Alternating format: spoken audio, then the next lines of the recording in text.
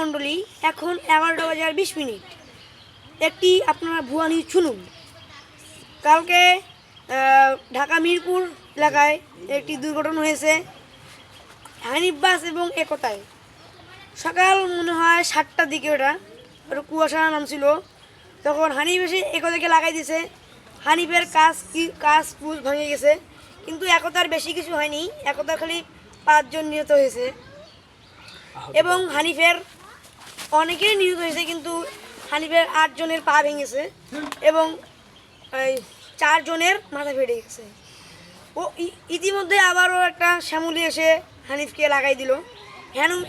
এই শ্যামলির কাজকুর সামনের ভেঙে চুরে গিয়েছে এবং হানিফের যে হেডলাইট থেকে ওটা একদম ভেঙে পড়ে গিয়েছে। আর শ্যামলির তো পুরা কাজ ঝুড়ে পড়েছে এবং ঝুড়ে পড়ে এবং ড্রাইভারের বুকে আঘাত পেয়েছে। ঠিক এই জায়গাটায় ক্ষত ছিন্ন হয়ে গেছে।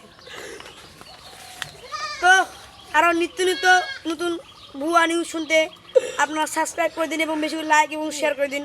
আল্লাহ হাফিজ।